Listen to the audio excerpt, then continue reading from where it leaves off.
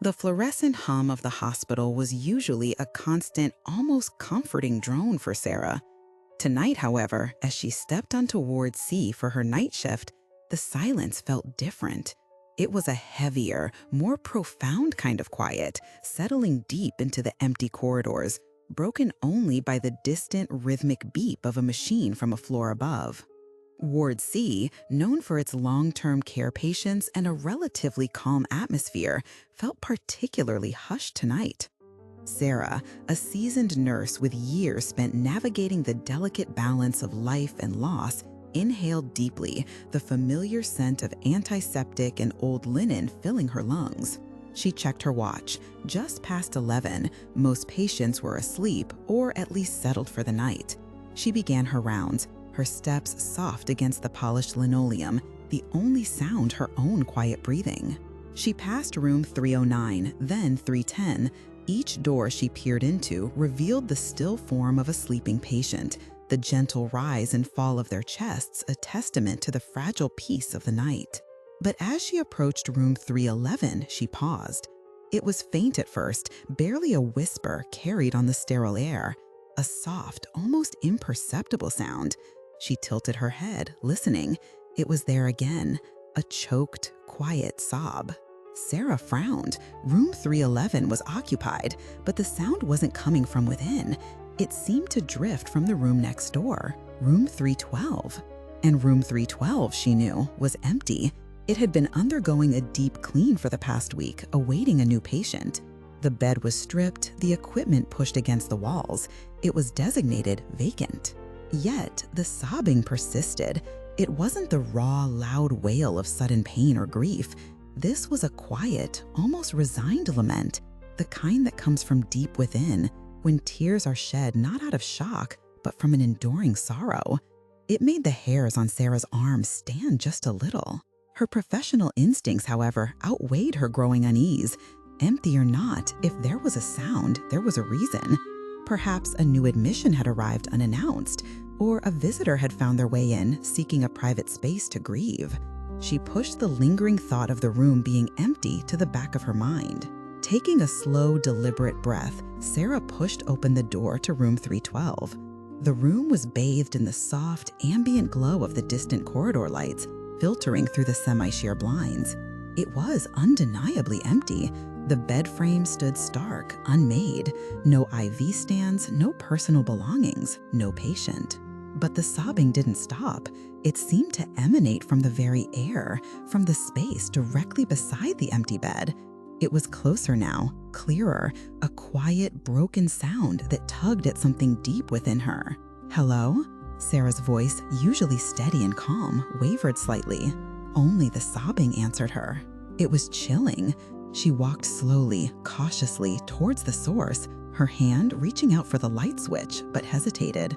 Turning on the harsh overhead light felt wrong, like disturbing a sacred, sorrowful moment. Her eyes scanned the room, searching for any anomaly, any hidden corner. Nothing. But then her gaze fell upon the small plastic chart holder hanging on the foot of the empty bed frame. It was usually removed when a room was cleaned, awaiting a new patient's details. Yet there it was, an unexpected detail in an otherwise meticulously empty space. With a strange pull of compulsion, Sarah reached out, her fingers brushing the cool plastic. It felt heavier than it should, holding more than just a blank form. Her heart began to quicken, a drum against her ribs. She took it down, her eyes immediately drawn to the label at the top. Her breath hitched. The name, printed clearly on the label, in bold, stark letters, was her own. Sarah Miller. Disbelief warred with a rising sense of cold dread. This was a mistake. It had to be. A practical joke, perhaps?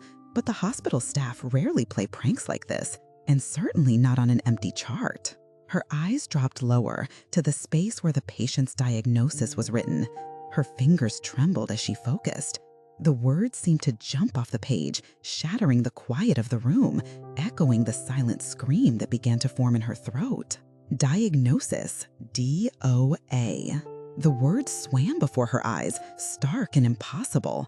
Her name, Her diagnosis, in an empty room where soft, heart-wrenching sobs still lingered like a ghost of sorrow. The chart felt like a block of ice in her hands, cold and heavy. She looked around the room again, frantically, desperately, as if the person who had left the chart or the person who was sobbing would suddenly materialize. But there was nothing. The room was empty. The sobbing, which had seemed so real, so immediate just moments ago, began to fade, becoming distant, then gone, leaving behind only the profound silence of the empty ward. Sarah stood there for a long moment, the chart still clutched in her hand, her mind racing, struggling to reconcile the impossible. Was it a premonition, a terrifying glimpse beyond the veil, or simply a cruel, unfathomable coincidence? Her professional, rational mind screamed for an explanation, for a logical error, for someone to have misplaced a chart, to have made a terrible, if morbid, joke. But the chill that had settled deep in her bones remained.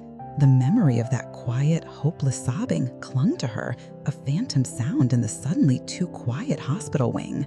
She never spoke of it to anyone. What would she say?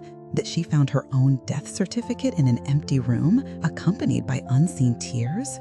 The experience changed her, subtly but profoundly. Every shift, as she walked the quiet corridors, the image of that chart, those words lingered. It gave her a different perspective on her work, on the fragility of life, on the mysterious boundary between presence and absence. She began to notice the quiet moments more, the profound silences that sometimes settled in the hospital, listening for any echo of the unseen, any whisper of the unknown. Sometimes, in the deepest hours of the night, when the world outside the hospital seemed to hold its breath, she could almost hear it again, that soft, distant sobbing, a quiet reminder that some stories exist beyond our understanding, in the quiet corners of our world, and perhaps just beyond.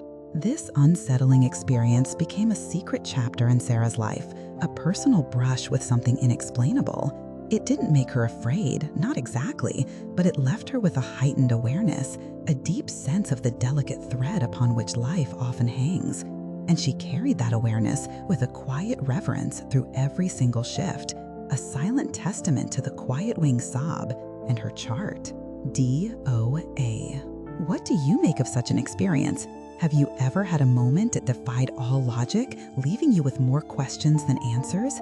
Share your thoughts in the comments below. We'd love to hear your own encounters with the unexplained. If you enjoyed this video, please like this video, subscribe to our channel for more tales, and hit the notification bell so you don't miss our next upload. Thank you for listening.